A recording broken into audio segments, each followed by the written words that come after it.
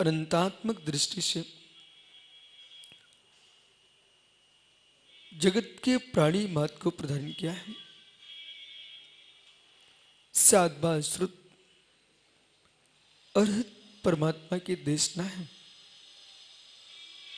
जिस देशना में सत्यार्थ वस्तु की वस्तुत्व का निर्णय है, जिस देशना में जगती के प्राणी मात्र में परम ब्रह्मत्व शक्ति की व्याख्या है, जिस देशना में प्रत्येक जीव की पर्याय की प्रत्यय शक्ति में विभिन्नता है, और जैसी पर्याय की प्रत्यय शक्ति में विभिन्नता है, वैसे जीव की परिणामों में विभिन्नता है। सुख के परिणामों के नियोग से ये जीव गत्यांतर को प्राप्त होता है, सुख के परिणामों के नियोग से जीव पर्यांतर को प्राप्त होता है, और उस पर्यांतर को प्राप्ति के माध्यम से तत्त रूप सुख दुख का भेदन करता है। यहां पर स्वाधीनता की दृष्टि से भगवान परमेश्वर तीर्थंकर वर्धमान स्वामी ने जैसे विपुलाचल पर्वत पर अपनी दिव्य देशना दी है, ऐसे भगवान ऋषभ देव ने कैलाश पर्वत पर अपनी दिव्य देशना दी है। भगवान बृहस्पति स्वामी ने मंदारगिरी पर्वत पर अपनी दिव्य देशना दी है। 24 तीर्थंकर भगवंतों ने देश के विभिन्न स्थानों पर समूषण में विराजमान होकर के तत्व का उपदेश दिया है, परंतु संपूर्ण तीर्थंकर भगवंतों ने उपदेश जो दिया है विभिन्न स्थानों पर दिया, विभिन्न देशों में दिया, लेकिन विभिन्न रूप से नहीं दिया। पुनः पुनः समझने में क्या बोल रहा हूं, विभिन्न तीर्थंकरों ने 170 तीर्थंकर भगवंतों ने दिव्य देशना दी है, और ऐसा भी एक समय आया था कि जब संपूर्ण नगरियों में तीर्थंकर थे, वे तीर्थंकर अजितनाथ स्वामी थे। अजितनाथ स्वामी के शासन काल में संपूर्ण 100 की 170 नगरियों में तीर्थंकर के समूषण लगे हुए थे। क्या पुण्यात्मा भव्य जीव होंगे वे श्रमणिया, जो तीर्थंकर के साक्षात समर्थ में दिव्यदेशना सुनेंगे। क्या भाग्यवान होंगे वे श्रावक श्रावकाएं जो भगवान की वाणी सुन रहे होंगे। यानी आज तो ऐसे अपन जैसे पिताजी के जाने के उपरांत बेटा परिवार को संभालता है, पिता के मां के जाने के बाद को संभालता है, यानी आज तो अपनी वही दिशा है कि परमेश्वर के जाने के उपरांत हम सभी सोने परिवार को संभाल रहे हैं। हमारे परमात्मा का जब निर्वाण हुआ तो जैसे जनक जननी के वियोग के उपरांत संतान को चिंता होना चाहिए है, हम अपने परिवार को कैसे संभालें, ऐसे मित्र अरहंतों के निर्वाण के उपरांत इन निर्गंतों को चिंता होना चाहिए, हम बागीश्वरी को कैसे संभालें। चर्या में, क्रिया में, प्रज्ञा में, लेखन में जिस विधा की तुमको बुद्धि प्राप्त है उस विधा में आगे बढ़ना चाहिए। अपनी प्रज्ञा का उपयोग होना चाहिए, जिस प्रज्ञा के माध्यम से मुमुक्षु अज्ञानियों ने कोटि कोटि जीवों की हत्याएं की है, वही प्रज्ञा हमारे आचार्य भगवंतों ने उस प्रज्ञा के माध्यम से जिनागम का लेखन करके कोटि कोटि जीवों की प्राणों की रक्षा की है। आनंद सर्वत्र है। क्रूर प्राणी क्लेश में आनंद देखता है, क्रूर प्राणी क्लेश में आनंद देखता है, और भद्र प्रणामी त्याग तपस्या में आनंद देखता है।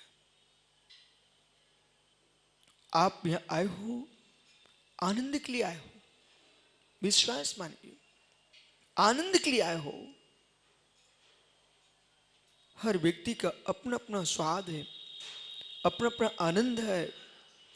इसी समय ऐसे भी लोग होंगे जो सिनेमा हॉल में बैठे होंगे,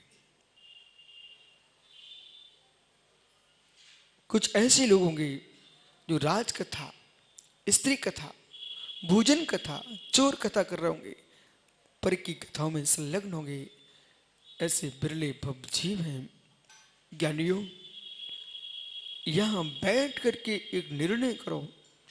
इसी समय में श्री विदेही क्षेत्रों में सीमंद आदि विद्वान वीर तीर्थंकर भगवंतों के पाद मूल में भव्य श्रवण श्रमणिया, श्रावक श्रावकाएं, देव देविया, त्रिंत त्रिंचनिया 12 सभाओं में बैठे होंगे।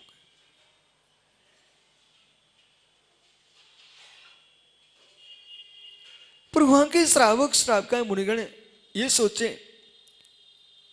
कि प्रभु के ज्ञान में मैं झलक रहा हूं, प्रभु के ज्ञान में मैं झलक रहा हूं। नहीं, उनसे मेरा कहना है जो विदेह में भगवान की साक्षात वाणी सुन रहे हैं, उनसे मैं कह रहा हूं, वहां के आचार्य मुनिगणों से भी कह रहा हूं, इस विकल्प में आप मत रहें कि केवली मात्र आपको ही देख रहे हैं। मैं भी वेणु नदी नहीं तो मेरे मित्र फल्गु नदी के तट पर गया नगरी में हम भी तत्वोपदेश कर रहे हैं, और निर्गंतों के बीच में मेरे मित्र श्रावक श्रावकों के बीच में बागेश्वरी जिनवाणी की आराधना चल रही है। ये भी शिव मंदिर के केवल ज्ञान में झलक रहा है।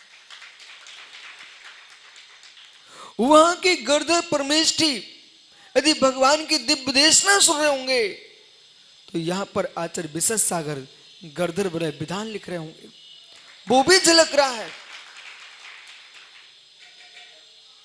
वो भी झलक रहा है। हीन भावना में क्यों जीना? मेरे लिए दूर है, मेरे लिए दूर है, देश प्रकृष्ट है, लेकिन परमात्मा के केवल ज्ञान में दूरियां नहीं है। जैसे आकाश में नक्षत्र दिखता है, आकाश में नक्षत्र होता है, एक अखंड आकाश में नक्षत्र दिखता है, ऐसे भगवान सर्वज्ञ के ज्ञान में संपूर्ण लोकालोक नक्षत्र की भांति दिखते हैं।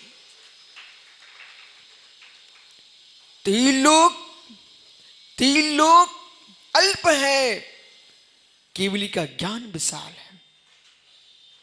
त्रिलोक अल्प है, परमात्मा का ज्ञान विशाल है।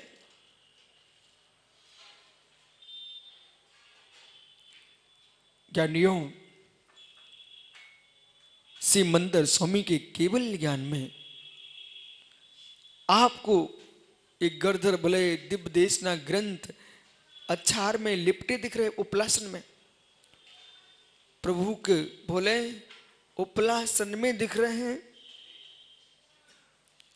कि कागजों पर दिख रहे, कि ताड़ पत्रों पर दिख रहे हैं?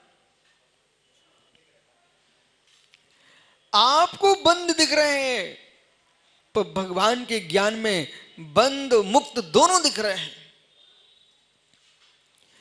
ज्ञानियों, जैसे ये अंदर इसके ग्रंथ विराजमान है, आपको बंद दिख रहे हैं, पर केवली के ज्ञान में बंद मुक्त दोनों दिखते। बोले कैसे? जैसे मेरी आत्मा, मेरे मित्र, आपको तो धीरज मेरी आत्मा मनुष्य के रूप में बंद में दिख रही है, पर भगवान के ज्ञान में भविष्य का भगवान भी दिख रहा है। बंद मोच दोनों दिखते हैं।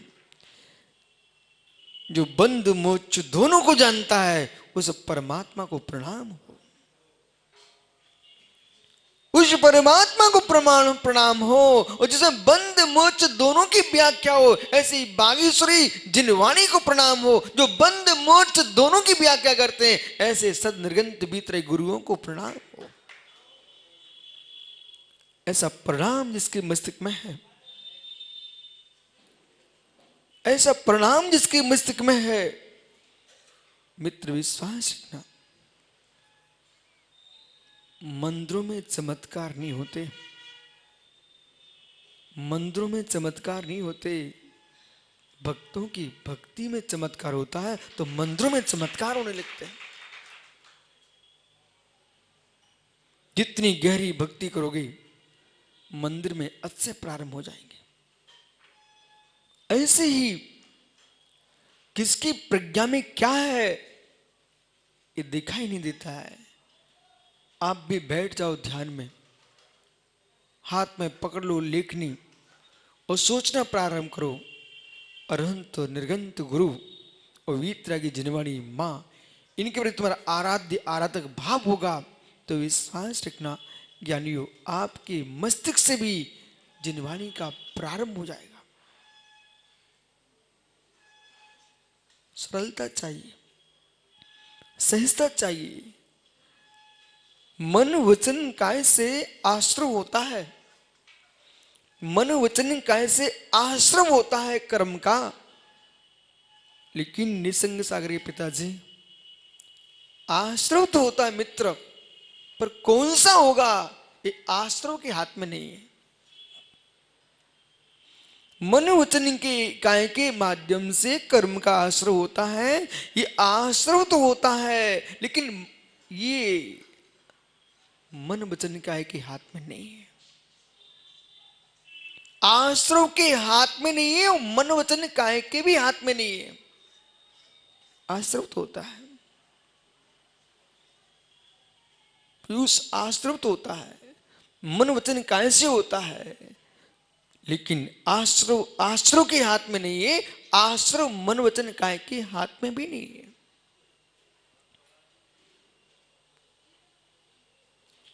लब्धुपयोगो भावेन्द्रियम, लब्धुपयोगो भावेन्द्रियम। एक उपयोग आपके पास है भावेन्द्री का, और एक उपयोग केवली भगवान के पास है। सभी मुनिराज ध्यान दो, मैं क्या बोल रहा हूं, गुण विषय प्रारंभ कर रहा हूं। एक उपयोग केवली भगवान के पास है और वही उपयोग आपके पास है। तो जब आपने परिभाषा की लब्धि उपयोगो भावेन्द्रियम, लब्धि उपयोग भावेन्द्रिय है, तो उपयोगो लक्षणम, जीव का लक्षण उपयोग है। तो लब्धनम लब्धि, ये लब्धोपयोग जो है वो भावेन्द्रिय है। भावेन्द्रिय जो है वो आत्मा है कि कोई बाहर की वस्तु है? भावेन्द्रिय जो है वो आत्मा ही है। जो आत्मा में लब्ध उपयोग होता है तो सिद्धों में भी होना चाहिए ना। आत्मा में जो उपयोग है वो उपयोग सिद्ध भगवान के भी होना चाहिए, और सिद्ध भगवान के स्वीकार करोगे तो सिद्ध परमात्मा के आपको भाव इंद्रिय मानना पड़ेगा। सिद्धों की आपको भाव इंद्रिय स्वीकार करना पड़ेगी। आचार्य प्रवर भगवंत वीर सिंह स्वामी ने श्री धवला जी में कहा, ऐसा नहीं है। लब्धुपयोगो भावेन्द्रियम, लब्धनम लब्धि चौसम।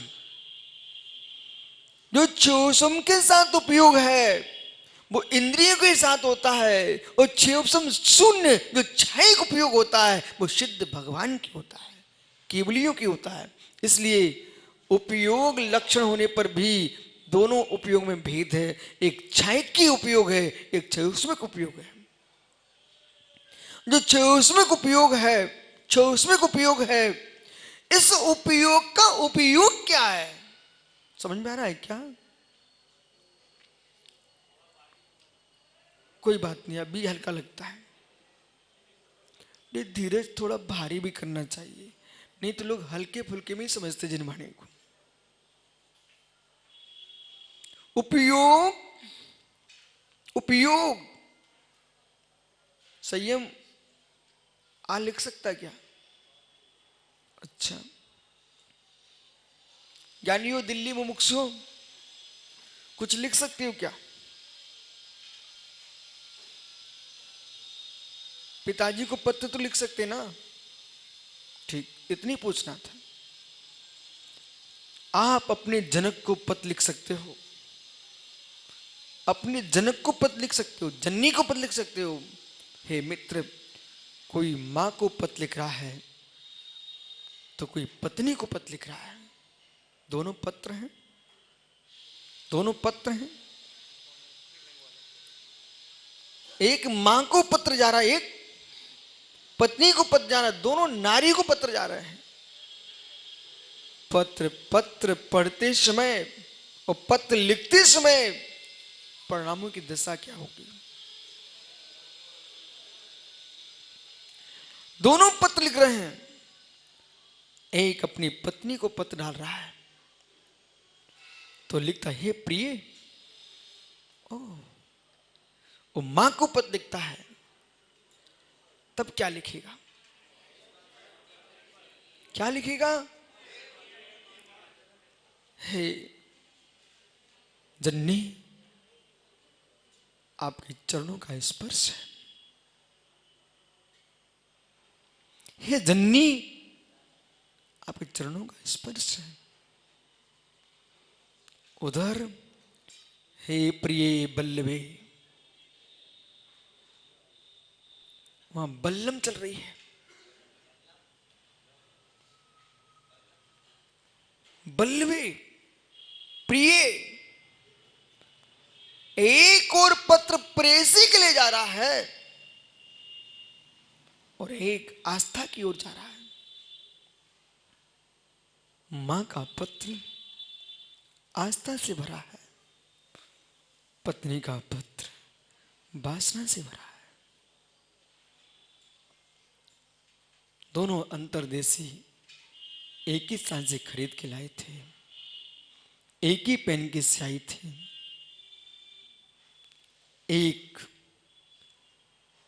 एक पत्र मातृभाव प्रकट कर रहा है, एक पत्र वासना की ओर ले जा रहा है। मित्र, ये पेन तुम्हारे पास भी है, मेरे पास भी है।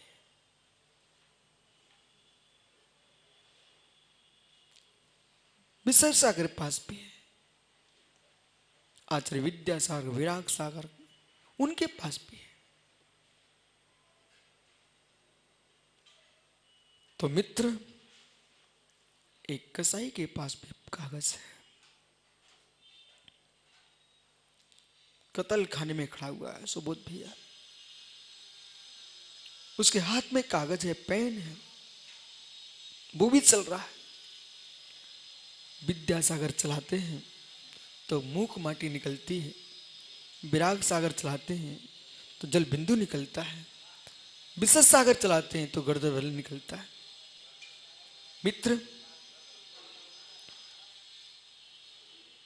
मैं प्रयास करता हूं तो वस्तुत्व महाकाव्य निकलता है। ज्ञानियों, एक कसाई चलाता है तो उसमें क्या निकलता है? इतने पशु यहां से वहां लेकर के वहां कत्ल खाने में ले जाइए। ओहो, एक वकील विकास चलाता अपने कलम, किसको हराना किसको जिताना एक काम होता है। हे मित्र, मां का पत्र और पत्नी का पत्र, दोनों पत्रों को बांच लेना और दोनों को बांचते समय पत्र लिखने के उपरांत राजेश स्वयं बांचना।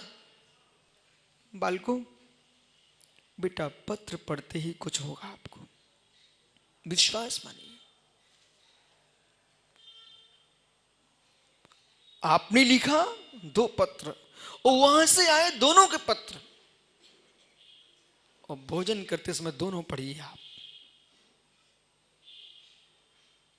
मां का पत्र, हे वत्स, हे वत्स, ममता से भरा हुआ है। पत्नी कहती, काय तुम ठीक हो? ओहो, काय, ओहो, एक में काय कह रही, काय, ओहो। मां के पत्र में क्या लिखा है? बस दोनों पत्र पढ़ता है और दोनों पत्रों की भाषा जब देखता है, भैया विश्वास मान, अंतर आएगा कि नहीं आएगा? पत्र के लेखन में अंतर है कि पत्र के पढ़ते ही भावों में अंतर आएगा? ईमानदारी से बोलना माताओं, पत्र पढ़ते भावों में अंतर आएगा कि नहीं आएगा? आएगा। जब पत्रों के पढ़ने से भाव बदल सकते हैं तो हमारे तीर्थंकर की पाती जिनवाणी ये, इसको पढ़ने से भाव क्यों नहीं बदल सकते हैं? भागीश्वरी प्रतिदिनम मुमुरक्ष देवी। हे भागीश्वरी, हे भागीश्वरी, मां दूध पिला करके तन बढ़ाती है, मां दूध पिला के तन बढ़ाती है। हे मां भागीश्वरी, तू अपना आंचल दे करके मेरी प्रज्ञा को बढ़ाती है और जन्म मरण का क्षय कराती है। मां दूध पिला करके फिर देखती है घर में रुमझुम बिच्छियों की और नूपुरों की और पायलों की आवाज आएगी। मां क्या देखती है बेटे को दूध पिला करके कि संयम, तेरी मां भी देख रही होगी कब नूपुर बजेंगे, पुत्र वधू के बिछिए की आवाज, पायलों की आवाज मेरे घर के आंगन में आएगी। मां दूध पिला के इतनी देख पाती है। वो मां जिनवाणी दूध पिलाती है अपने आंचल का 4 थनों से। वो क्या देखती है? कब मेरा लाल सिद्ध शिला पर मुक्त वधू का स्वामी बनेगा। संसार की जननी दूध पिला करके संसार को ही देखती है। संसार की मां दूध पिला करके प्रतीक संसार को ही देखती है बेटा। लेकिन मां भागीश्वरी जिनवाणी अपना आंचल दे करके और यूं कहती, मेरे लाल तुम जल्दी बनो शिवालय के स्वामी। शमशान का स्वामी बनाने की दृष्टि दूध पिलाने वाली मां की आंख में है। शमशान का स्वामी बनाने की आंख दूध पिलाने वाली मां की है और सिद्ध शिला का स्वामी बनाने की आंख भागीश्वरी जिनवाणी के पास है। बैठ जा ज्ञानी, अब जो चाहे वो कर लेना। तत्व है वस्तुतः, तत्व ये है वस्तुतः, तत्व ये है तुम्हारे पास तीनों हैं, मन है,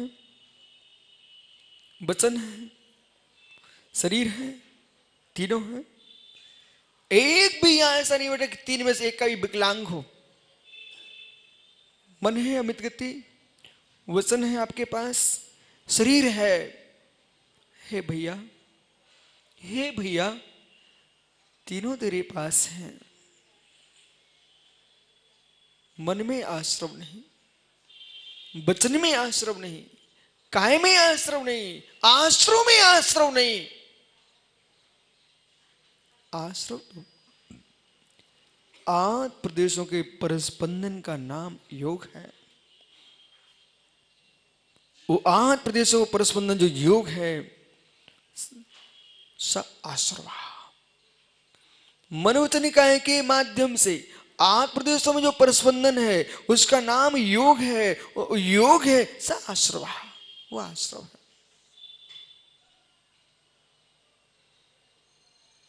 भैया आपको मुस्कुराहट हो रही कि रो रहे हो?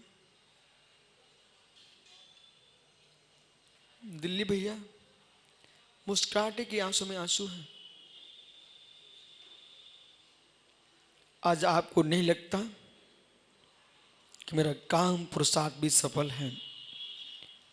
अर्थ कमाया तो दान दे दिया और पुत्र को जन्म दिया है सो भगवान की मुद्रा दे दी।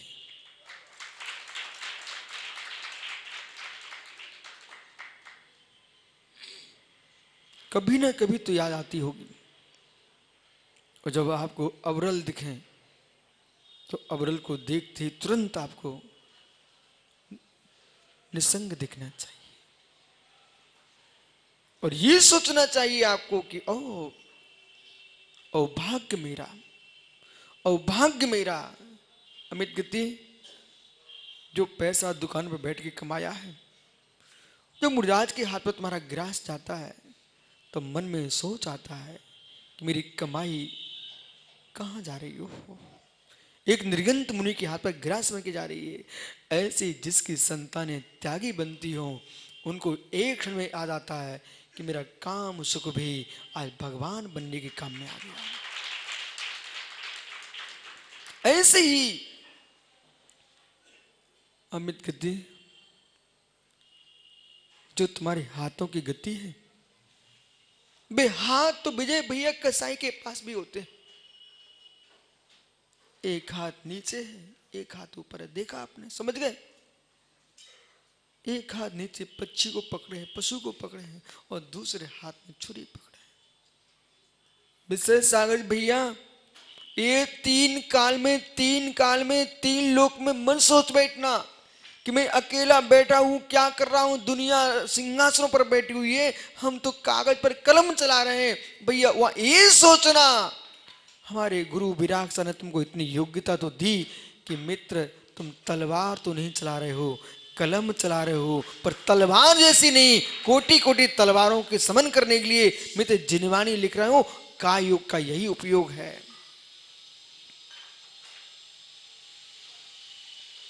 जब तुम भगवान की पूजा करने जाओ, जब प्रभु का प्रक्षालन करने जाओ, जब मुनिराज को दान देने जाओ, जब यानी किसी को गरीबों का उपकार करने खड़े हो जाओ, उसमें यही सोचना, ये शरीर तो प्रदीप भैया दुनिया को मिला है, मर जाएंगे सब, लेकिन तन को पा करके इस तन का उपयोग जो करके जाएगा।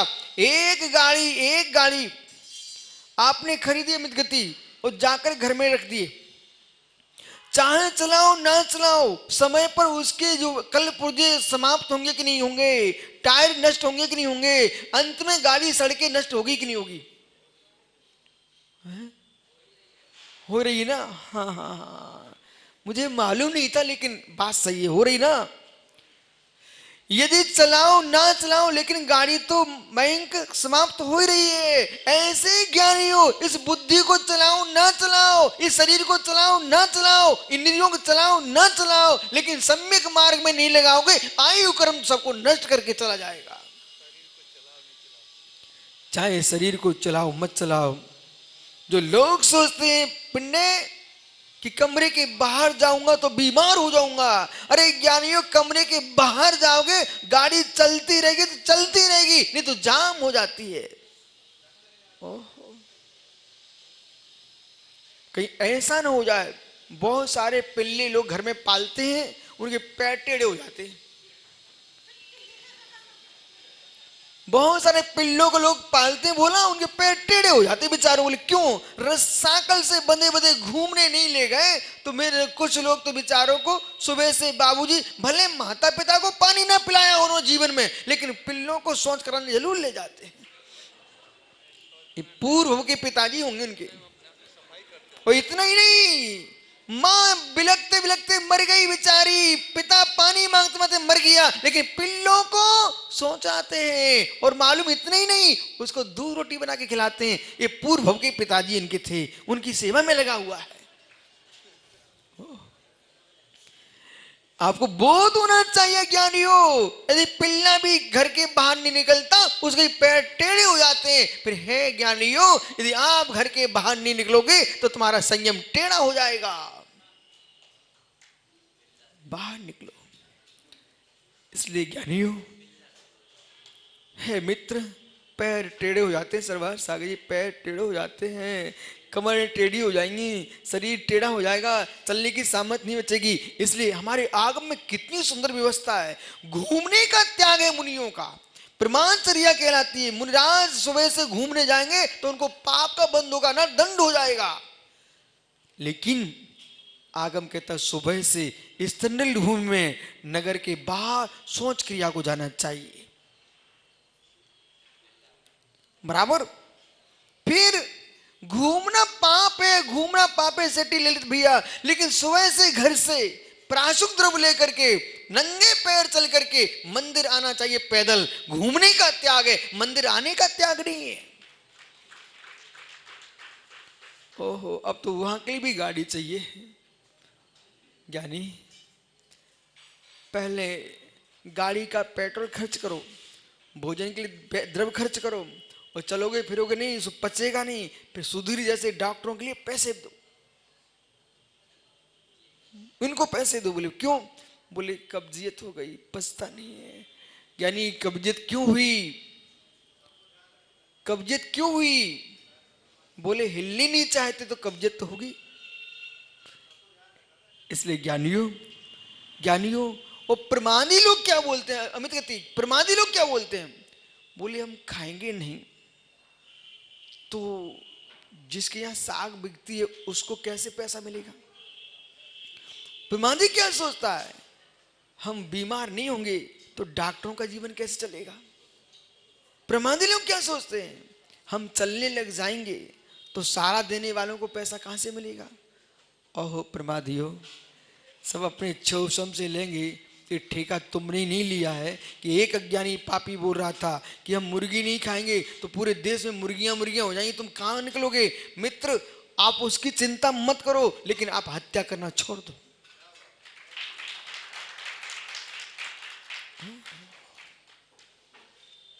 बराबर भैया, गाड़ी चलेगी नहीं तो?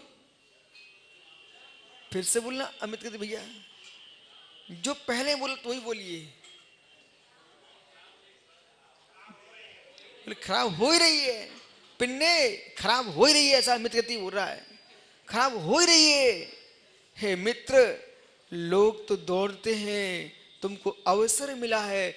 मालूम मालूम बिहार चल रहा था गया के लिए, एक आदमी दूर बैठा हुआ था, बहुत दूर। धीरज आपने देखा हो, रोड पर आप चल रहे थे, बहुत दूर बैठा था, तो दूर से दिख रहा था कोई महाराज जी बैठे हो।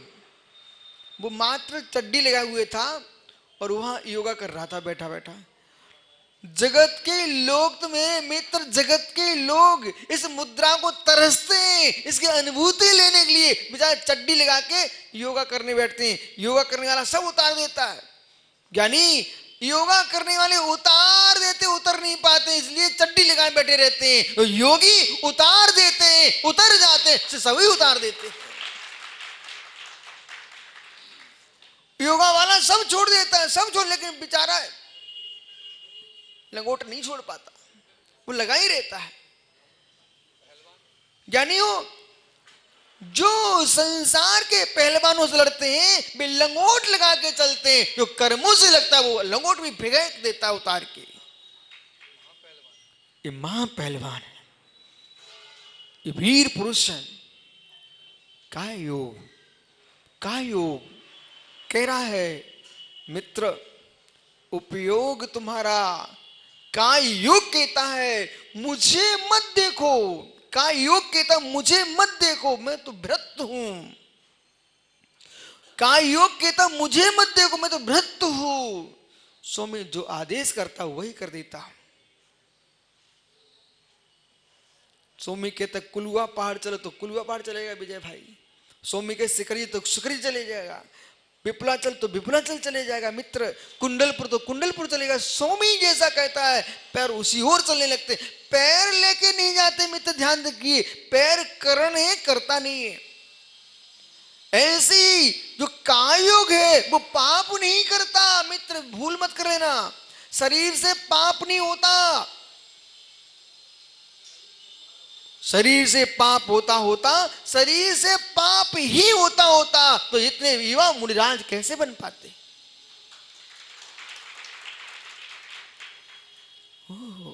ये तुम्हारी बिटियां बेटे हैं, आज साधु साध्वी बने बैठे हुए हैं, इनके पास शरीर है कि नहीं? इसलिए आज एक विषय सीख लीजिए, शरीर पाप नहीं करता।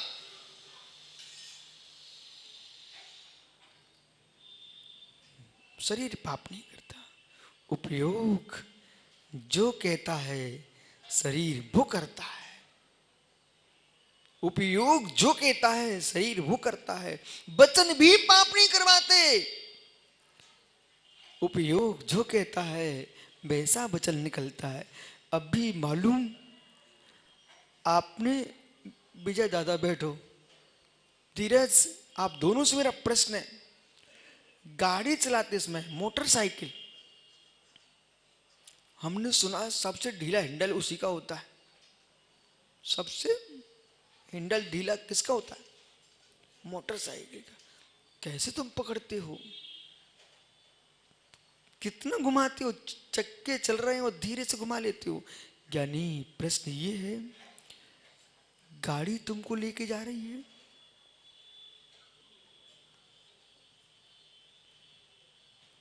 एक हाथ में मोबाइल पे बात कर रहा है तो दूसरे बगल में देख रहा है, और मित्र तीसरे जहां जाने वो मस्तिष्क में रखे हुए है, और चौथे गाड़ी को भी थामे हुए है। और चल रही गाड़ी, ईमानदार से बोलना, जब गाड़ी चलाते हो तब चित्त कैसा होता है? गाड़ी चलाते तो चित्त कैसा होता है? एकाग्र होता है। चालक का चित्त कितना एकाग्र होता है। बस मित्र, हो सकता है कि तुम्हारे गाड़ी चलाते चलाते चित्त विचलित हो जाए, और जरा भी होगा तो एक्सीडेंट होता है। विश्वास मानो धीरज भैया, विश्वास मानो, जिन वाणी के व्याख्यान में तुम्हारी गाड़ी से करोड़ों करोड़ों करोड़ों प्रमाण दुगना चौगना श्रेष्ठ वक्ता को एकाग्र होना पड़ता है। उससे मालूम आपका चेहरा भी दिखता है, तो जिनवाणी के अक्षर भी दिखते हैं सामने, और सामने नहीं, और कौन से ग्रंथ में क्या लिखा हुआ ये भी दिखता है, और शिव मंदिर क्या कह रहे हैं ये भी दिखता है, महावीर ने क्या कहा ये भी दिखता है। इसलिए 5 स्वाध्याय है, 5 स्वाध्याय, वाचना, प्रेक्षणा, अनुप्रेक्षा, आमना, माताजी धर्मोपदेश। सबसे अंत में धर्मोपदेश है। क्यों? क्योंकि सबसे अंत में धर्मोपदेश क्यों? ज्ञानी, अपनी गाड़ी पर जा रहा धीरज, तो मां तुम्हें तुम्हारी चिंता।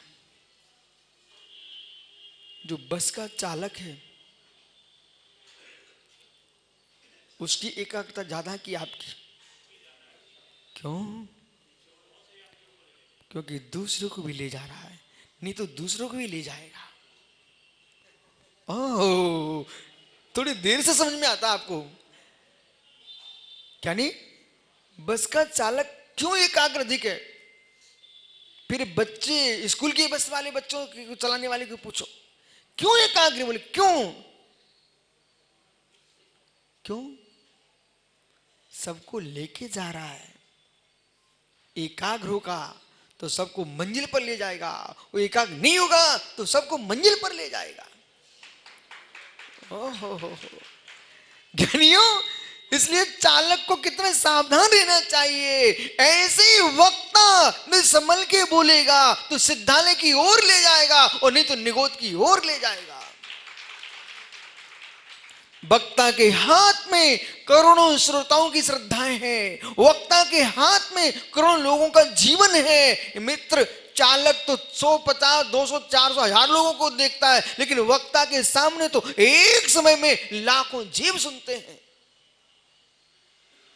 और इतना ही नहीं, आजकल हेमचंद भैया यंत्रों का जमाना आ चुका है।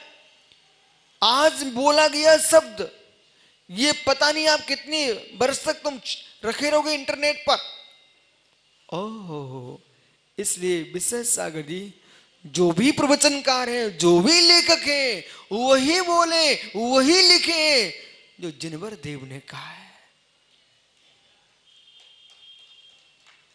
जब आपने अभी सुनाया मुझे, धरसेन पुष्पन भूतवली स्वामी, इन्होंने जिनवाणी का संरक्षण किया, उनकी दुआइयां आज तक हम दे रहे हैं ना, तो मित्र आज तुम लिख रहे हो ना, भविष्य एक भी कहेगा कि गया नगरी पर फल्गु के तट पर 2 श्रमणों ने यहां पर ग्रंथ श्रवण पूर्ण किया था। मित्र, वो भी तो इतिहास बनेगा। आगम होना चाहिए, आगम आगम आगम। और सत्य ना ज्ञानियों, ये मैंने कुछ नहीं किया है। जब 6 महीने होली जली थी आगम की, ये पंक्ति जब पढ़ता हूं ना, क्या बताऊं मैं आपको, तब लगता है कि क्या होगा? 6 महीने कितनी हमारी संपत्ति नष्ट हो गई है, उसकी पूर्ति तो संभव नहीं है, पर इतना अवश्य कि मन में शुद्ध भक्ति प्रारंभ होती है तो अपने आप को ही संभालने के लिए से परिणाम जीव के होते कि प्रभु प्रभु बहुत बड़े यज्ञ में एक श्रीफल मेरा भी लग जाए। ऐसे आप सोचना विश्वास रखो। आपने एक जिन प्रतिमा स्थापित किए, उस प्रतिमा के दर्शन आज गया जी में पारसनाथ आदिनाथ भगवान है। हजारों वर्ष पूर्व आदिनाथ स्वामी की प्रतिष्ठा हुई होगी। आज पूरी समाज मुस्कुराती है। जो मधुबन जाता है, पंच तीर्थ जाता है, वो गया के आदिनाथ को भी नमस्कार करने आता है। और सोचना एक जीव का कितना पुण्य द्रव्य होगा जिसने अपने धन को भगवान की प्रतिमा में लगाया होगा। आज तो मुनीश्वरनाथ स्वामी की स्थापना करने जा रहे हो मित्र। प्रबल पुण्यात्म जगह में संपत्ति होगी। हेमचंद पाटनी जी किसी तीर्थ की वंदना करने गए कि नहीं आज तक? गए हो? धर्मशाला में ठहरे क्या? ठहरे हो? पंखों पे नाम पड़े क्या? पड़े हैं मित्र। आप मंदिर की सीढ़ी छोड़िए, संडासा के गेट पर नाम पड़ा, पटिया लगा था। क्यों चिंता करते हैं आप? हेमचंद जी उसको भी फोटो खींच लेना। और मित्र इसके उपरांत पंखों के भी फोटो खींच लेना। देखना धीरज नाम लिखा कि नहीं।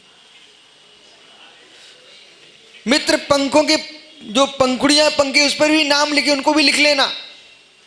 और फिर जाके मंदिर में श्री जी की वेदी के नीचे नाम लिखा उसको भी लिख लेना। श्री अरहंत की प्रतिमा पर जो नाम लिखा उसको भी लिख के लाना।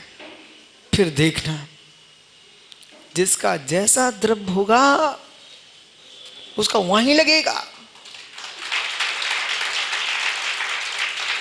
जिसका जैसा द्रव्य वहीं लगेगा। वो बेचारा संडासे में लिखवाने गया क्योंकि उसका सड़ा ही द्रव्य था। और ये पापियों का द्रव्य पंखों में लटक रहा। पंखों में नाम भी लगा है, निकुंज कहां नाम लिखा है पंखे पर। ओहो। और एक का नाम प्रतीक मुनीश्वरनाथ स्वामी के बिंब अमुक सेठ ने विराजमान किया है। सदियां सदियां सोचेंगी कौन भाग्यवान था। अब देखता है मालूम वो देवेंद्र अजमेरा, 2 देवेंद्र है पता आपको। अब दोनों में से मैं भी देख रहा हूं कौन जीव ऐसा भाग्यवान है जो कहेगा भगवान मुनीश्वरनाथ स्वामी हमारे हैं क्या। ज्ञानियों पर विश्वास रखना, द्रव्य उन्हीं का लग पाएगा जिनके घर में संपत्ति होगी।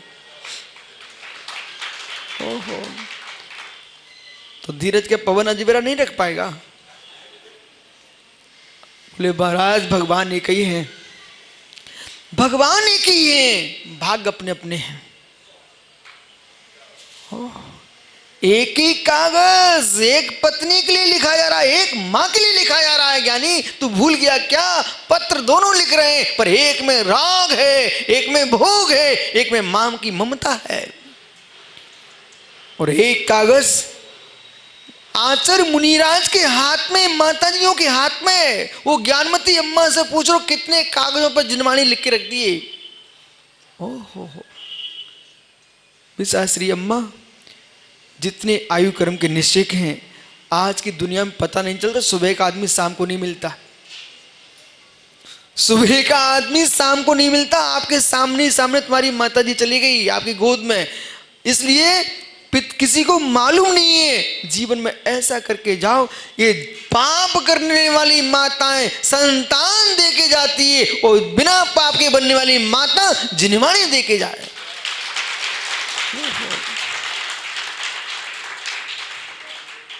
और बेमाताएं पुण्य छीने, न जिनवाणी दे पाए न संतान दे पाए, मात्र विषय सुख में लीन होकर के दुर्गति की ओर जाती है। संतान को भी जन्म नहीं, संस्कृति का संरक्षण भी नहीं, मात सुख में लीन होकर के जीवन पूर्ण करके चले गए। क्या हो गया आप तीनों को?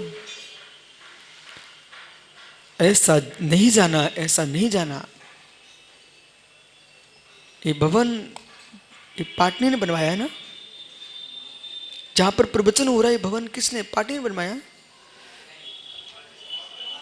नहीं कह देना ज्ञानी, नाम बोलने में क्या जाता, मैंने बनवाया है। ज्ञानी मैं जान के पूछ रहा हूं, जब भवन बन रहा होगा ना, तब ऐसे भी लोग भावना भाने वाले थे, क्यों पैसा बर्बाद कर रहे हैं ये लोग?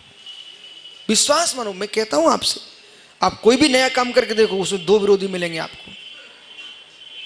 आपने जैसे मुनीश्वरनाथ जिनालय के वही बनाया ना, तो उसमें भी आपको दो रूप मिल जाएंगे। क्यों बना रहे हैं? मंदिर तो इतना बड़ा। लेकिन जब ये भवन बन रहा था ना, तब ऐसे भी लोग होंगे जो कह रहे हैं क्यों बना रहे हैं, उसमें तो समाज और कम होगी, इतना बड़ा क्यों बना रहे हो? लेकिन ज्ञानी ज्ञानी लोग होते हैं, बोले समाज यदि 4 घर हैं तो 800 घर की दृष्टि से भवन बनाना चाहिए। भविष्य में बढ़ेंगे कि नहीं बढ़ेंगे? ऐसे ज्ञानियों जिन्होंने ये बनाया होगा, उन्होंने नहीं सोचा होगा, लेकिन आज वो जीवित स्वर्ग में बैठा तो देख रहा होगा कि मेरी ईंट लगी है पर उसमें निर्गंतों की वाणी कर रही है, मित्र मेरा भवन सफल हो गया।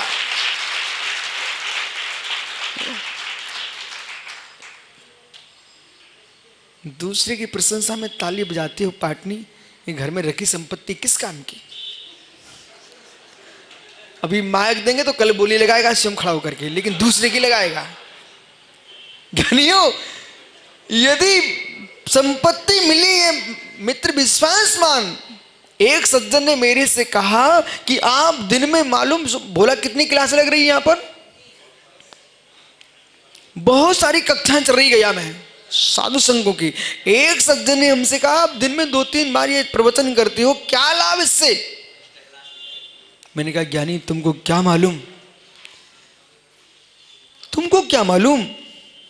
यदि द्रव्य विकास तुम्हारे हाथ में तो धर्म में लगा दीजिए, और बुद्धि तुम्हारे पास तो जिनेमाने में लगा दीजिए। समय आएगा, आज समझ में नहीं आएगा, भविष्य इसकी याद करेगा आपको। स्वयं का उपयोग तो पवित्र हो रहा कि नहीं हो रहा है? उपयोग तो पवित्र हो रहा कि नहीं हो रहा है? इसलिए मन योग को तत्व चिंतन में लगाइए, अशुभ आश्रम से बचोगे। काय योग को अरहंत की पूजा, निर्गंत को दान, मेरे मित्र तीर्थ बंधन में लगा दो, अशुभ से बचोगे। और वचन योग को गाली गलौच में ना लगा करके गुण स्वर में लगा दो, भगवान की स्तुति में लगा दो। काय वचन योग तुम्हारा पवित्र होगा, अशुभ आश्रम से बचोगे।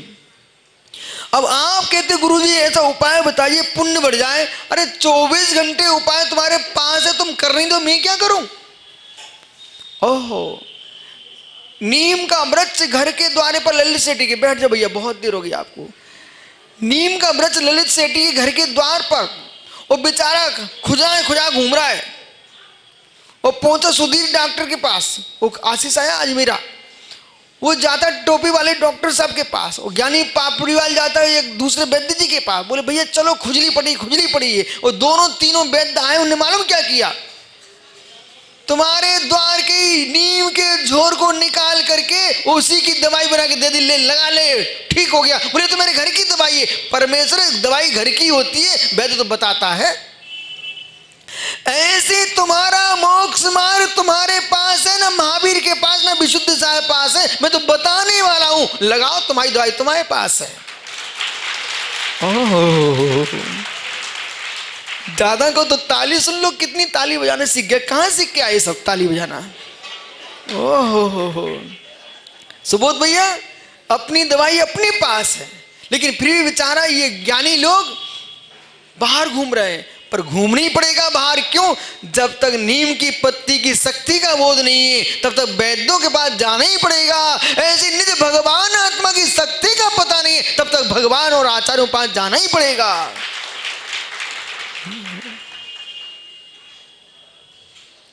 महावीर बड़जात्ता जी अपनी पूरी लाइन को कह दो ना, अपन सब चलती बिरिया वाले लोग हैं, सब एक साथ बैठ गए सब। लेकिन ध्यान रखना, जाते जाते ऐसा करके जाना हम जैसे लोग तुम्हारी याद करते रहे कि हमारे बुजुर्ग कुछ करके गए हैं।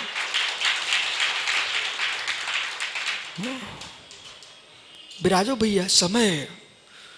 ओहो, इसलिए यहां क्या कह रहे हैं, मन वचन कायेण जुत्तस वीर्यं परिणामो जीवस प्रणोयोगो तेजने दिठो।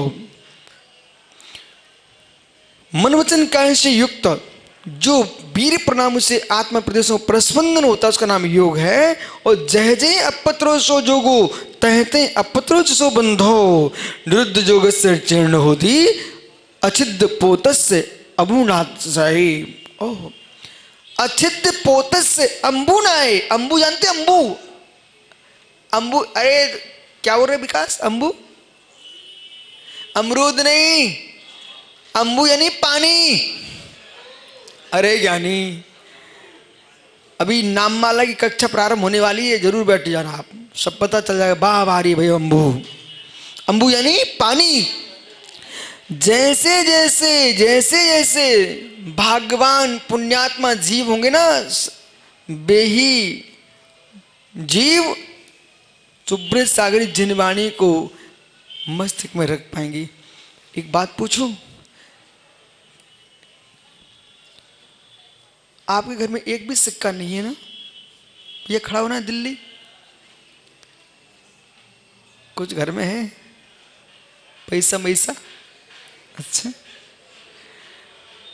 ये बताइए, जरा सी सोने का चाहे तिलक हो, अंगूठी हो, चैन हो, ये डिब्बी में, फिर मखमल में, फिर लाल कागज में क्यों लपेट के रखती हो आप?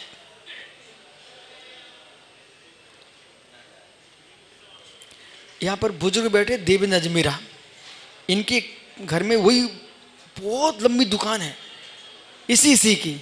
इनसे पूछ के आओ ना, दादा क्यों लपेटते हैं? बे बैठे देखो, पूछ ले बेटा, पूछ ले, जय जय करके पूछ ले।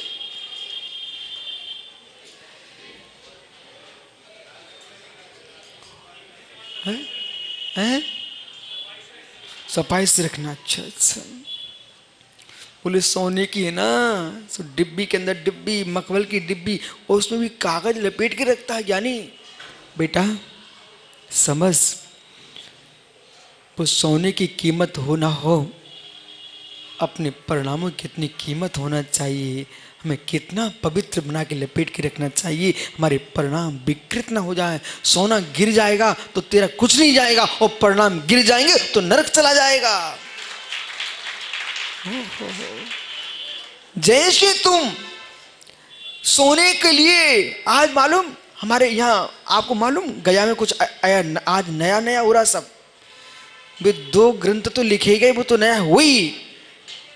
विधि नायक भगवान आए हुए हैं आज।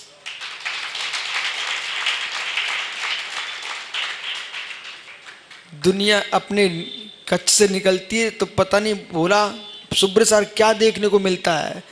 हम तो जब भी कहीं से निकले तो मुझे तो धरती के देवता कभी दिगंबर मुराज दिखते हैं, तो मित्र कभी भगवान दिखते हैं। आज सुबह से जैसे कक्ष से निकला, ललित भैया सबसे पहले क्या देखा? सुंदर चांदी के भगवान विधि नायक आ गए। बस मैंने कहा विधि नायक आए ना, बस जीवन में विधि नायक बनना तो विधि नायक को देख लो एक बार। बैठ जाए ज्ञानी, क्या संभाल के रखोगे? हैं? क्या संभाल के रखोगे? ये अवरल सागर तुम्हारे कौन है? निसंग सागर कौन है आपकी?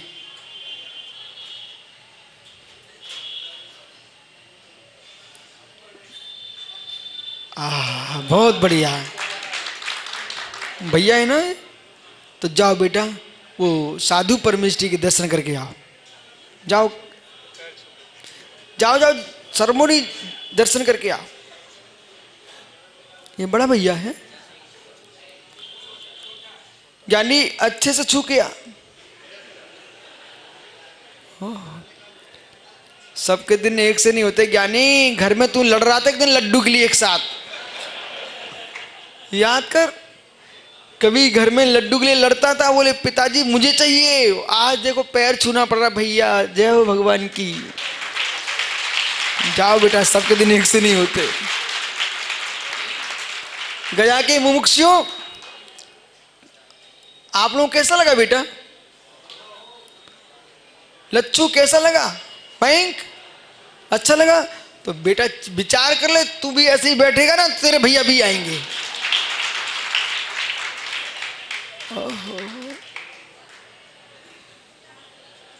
प्रतीक ऐसे बैठ जाएगा तो बड़ा भैया तेरा भी आएगा, विश्वास रख। और भैया क्या, पिताजी भी आ जाएंगे। परंतु तभी बैठ पाओगे जब मन पापों से बैठ जाएगा। जब तक मन नहीं बैठेगा ना, तब तक निर्गंत दशा में जीव नहीं बैठ पाएगा। इसलिए ज्ञानियों, जैसे डिब्बी को सोने में सुरक्षित रखते हो, सोने की डिब्बी में सोने को सुरक्षित रखते हो मित्र, ऐसे यहाँ आगम कह रहा है कि मित्र, जैसे जैसे योग तुम्हारा अल्पतर बंध हो, योग अल्पतर होगा, वैसे वैसे बंध भी, आश्रय भी अल्प हो जाएगा और योग का निरोध हो जाएगा। तो आत्मा के जैसे छेद रहित नौका में पानी प्रवेश नहीं करता, छेद रहित नौका में पानी प्रवेश नहीं करता है, ऐसे ज्ञानी योग की चंचलता से रहित आत्मा में कर्म का पानी प्रवेश नहीं करता। जाओ, आपका समय हो गया, कल फिर आओगे मित्र। परे तो पुनः चर्चा करूंगा, आज अपने अपने छेद बंद करके आना। आत्मा स्वभावम परिभाव भिन्नम, आत्मा स्वभावम परिभाव भिन्नम। आत्मा का स्वभाव प्रभाव से अत्यंत भिन्न। महावीर स्वामी की